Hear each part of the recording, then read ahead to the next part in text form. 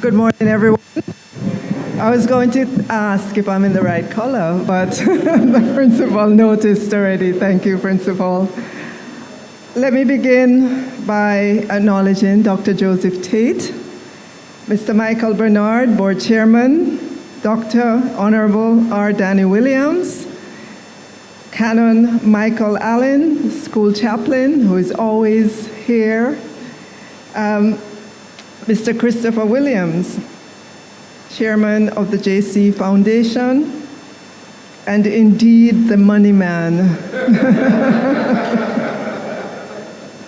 Mr. Gladstone Lewis, treasurer, JC Trust, Major Basil Jarrett, president, JC Old Boys, Mr. Edward Alexander, board member, Mr. Ian Forbes, board member as well, Ms. Priscilla Deans from the Ministry of Education, Youth and Information, our STEM program, Mrs. Natalie Beckford, also from the Ministry, one of our education officers, Mrs. Anna Blake Williams, VP, our Vice Principal, Mrs. Dawn McGregor Broomfield, and Principal, I am going to be calling on your IT people here at JC to be part of this new task force that we're putting together entitled Technology in Education.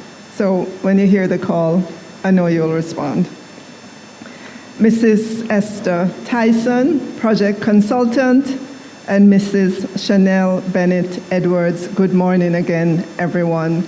I'm happy to be here in person this morning for such an important project, and I'm especially pleased to bring you greetings on behalf of the Ministry of Education, Youth and Information, and in my own right as Member of Parliament of St. Andrew Eastern, in which we're standing and sitting this morning, and to concur with the principle that JC, I am no stranger to JC.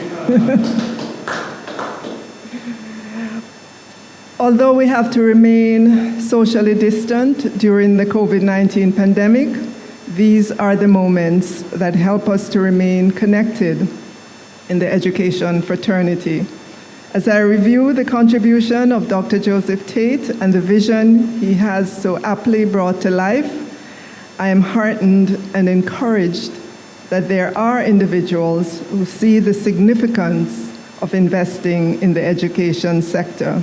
And I'm totally impressed with the presentation that Ms. Broomfield had this morning, talking about the ICT here at JC. Dr. Tate, the Ministry of Education, Youth and Information commends you for the dedication and vision that you have nurtured here at Jamaica College with your STEAM Infusion project. It is evident that the seeds of kindness, confidence, and determination sown in you at your alma mater are bearing fruit as they have helped to instill the conviction to be of service to others. The STEAM Infusion project and the opening of this computer lab is in line with the thrust at the Ministry of Education to enable our students to have greater access to the technology and the resources needed to thrive as the 21st century learners. Indeed, at the Ministry, we are committed to the task of ensuring that none of our students, none, is left behind as we seek to eliminate the digital divide that exists in our society. And this divide has been made even more evident with the COVID-19 pandemic and the need for our classrooms to be moved into the virtual space. We launched our one laptop or tablet per child and the Own Your Own Device initiatives to place more devices in the hands of students to access learning remotely. These partnerships are essential in helping our students as it will take a collective effort to reach every child. This computer lab is one of the best examples of how crucial it is for partnerships to be encouraged in education, as now, because of the outreach of one man and his team, many young men will be able to be imbued in this or inspired in this lab, opening up to them a world of possibilities. This overall STEAM infusion project is forward-thinking and innovative. If Jamaica is to be the place to live, work, raise families, and do business, then our workforce, through our education sector, has to be equally competitive on the global market. The investment truly begins in education. The STEAM movement has been gaining traction over the years in various countries and certainly here in Jamaica. It draws upon commonly accepted notions that scientific pursuits benefit from artistic understanding and vice versa. Research conducted by the National Endowment for the Arts in the United States indicate a strong correlation between experience with arts education and positive student outcomes. It found that students with higher grades, with higher levels of arts engagement, were found to have higher GPA scores and more aspirations for college.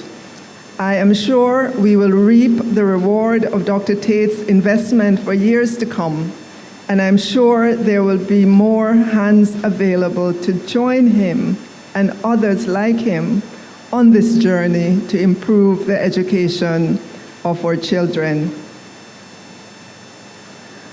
I will end by pulling on the Jamaica College school motto. May the college flourish as work is burning in the fields, but allow me to add my own hope, and that is, may the education sector flourish as there is still more work to be done. And I know that one of the many quotes from Dr. Tate is that of the former First Lady of the United States, Michelle Obama, in which she often says, and let me get it, I don't want to misquote her. You have it there, yes. When you've worked hard and done well, and walked through the doorway of opportunity, you do not slam it shut behind you. You reach back and you give other folks the same chances that helped you succeed. Thank you so much, Dr. Tate, on behalf of the Ministry of Education, Youth and Information. Thank you.